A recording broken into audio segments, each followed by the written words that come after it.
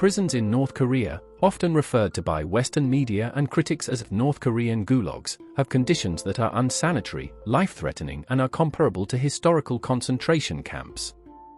A significant number of inmates perish every year, since they are subjected to torture and inhumane treatment. Public and secret executions of inmates, including children, especially in cases of attempted escape, are commonplace. Infanticides also often occur. The mortality rate is exceptionally high, because many prisoners die of starvation, illnesses, work accidents, or torture. During the height of the North Korean famine, the government's response was to set up many low-level labor camps for those who were caught crossing the North Korean-Chinese border or were repatriated from China. These labor training facilities were also used in response to the black market activity that resulted in people searching for food throughout the countryside. In 2004, these labor training facilities were made a regular form of punishment under the new reforms of the Criminal Code, which included a list of economic and social crimes. This list was increased in 2007 with the corresponding punishments growing.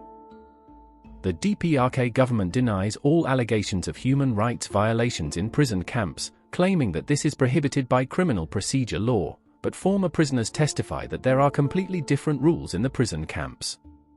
The DPRK government has released no information on inmates or prison camps and has not allowed access to any human rights organizations. According to a North Korean defector, North Korea considered inviting a delegation of the UN Commission on Human Rights to visit the Yodok prison camp in 1996. Lee Soon-ok gave detailed testimony on her treatment in the North Korean prison system to the United States Senate Committee on the Judiciary in 2002. In her statement she said, "I testify that most of the 6,000 prisoners who were there when I arrived in 1987 had quietly perished under the harsh prison conditions by the time I was released in 1992. Many other former inmates, including Kang Kol-hwan and Shin Dong-hyuk, gave detailed and consistent testimonies on the human rights crimes in North Korean prison camps." According to the testimony of former camp guard on Myeongkol of Camp 22, the guards are trained to treat the detainees as subhumans. He gave an account of children in one camp who were fighting over corn retrieved from cow dung. North Korean prison camps are of two types: large internment camps for political prisoners and re-education prison camps. The internment camps for people who are accused of political offenses and people who are accused of being politically unreliable are run by the State Security Department. Reports by refugees also indicate that all religious activities are considered illegal. Offenders are frequently arrested and sent to political prison camps.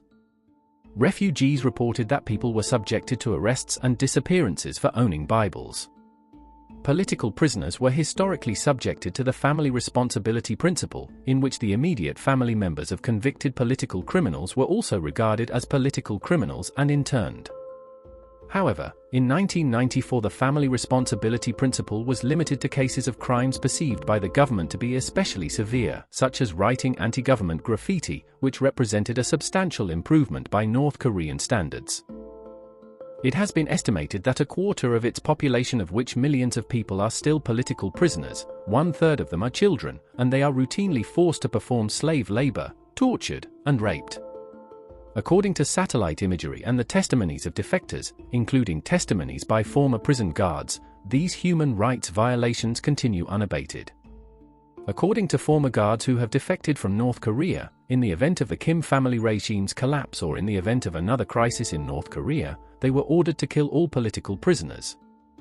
The immediate murder of approximately 120,000 North Korean political prisoners would constitute a genocide.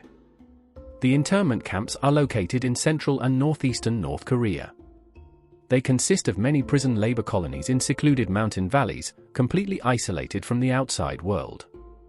The total number of prisoners who are incarcerated in the camps is estimated to range from 80,000 to 200,000. Yodok Camp and Pukkang Camp are separated into two sections, one section for political prisoners who are in lifelong detention, another section which is similar to re-education camps with prisoners who are sentenced to long-term imprisonment which ranges from 5 to 20 years. The prisoners are forced to perform hard and dangerous slave work with primitive means in mining and agriculture. The food rations are very small, causing the prisoners to constantly be on the brink of starvation. Along with the hard work, the small food rations cause a huge number of the prisoners to die. It is estimated that 40% of the prisoners die from malnutrition. Moreover, many prisoners are crippled from work accidents, frostbite, or torture. Additionally, a rigid punishment regimen exists in the camps. Prisoners who work too slowly and prisoners who do not obey orders are beaten or tortured. In cases when one prisoner is accused of stealing food or attempting to escape, the other prisoners are publicly executed.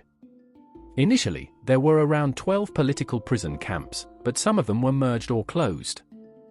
In Onsong prison camp, following a suppressed riot with around 5,000 dead people in 1987. Today there are 6 political prison camps in North Korea, with the size determined from satellite images and the number of prisoners estimated by former prisoners and NGOs.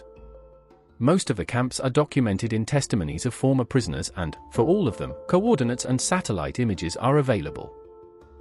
The re-education camps for criminals are run by the Ministry of Social Security.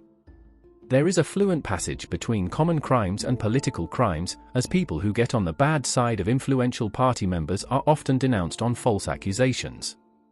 They are then forced into false confessions with brutal torture in detention centers. Lee Soon-ok, for example, had to kneel down whilst being showered with water at icy temperatures with other prisoners, of whom 6 did not survive, and are then condemned in a brief show trial to a long-term prison sentence. In North Korea, political crimes are greatly varied, from border crossing to any disturbance of the political order, and they are rigorously punished. Due to the dire prison conditions with hunger and torture, a large percentage of prisoners do not survive their sentence terms. One account of a North Korean refugee recalls being kicked repeatedly in the stomach by her North Korean guard in an attempt to abort her 5-month-old unborn baby. After losing consciousness during the beatings, she awoke inside the camp's clinic where her baby was forcibly removed.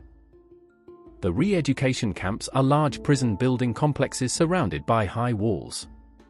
The situation of prisoners is quite similar to that in the political prison camps. They have to perform slave labor in prison factories, and in case they do not meet the work quotas, they are tortured and confined for many days in special prison cells, which are too small for them to stand up or lie full length in. To be distinguished from the internment camps for political prisoners, the re-education camp prisoners are forced to undergo ideological instruction after work, and they are also forced to memorize the speeches of Kim Il-sung and Kim Jong-il, and they even have to undergo self-criticism rites. Many prisoners are guilty of common crimes which are also penalized in other countries, e.g. illegal border crossing, stealing food, or illegal trading.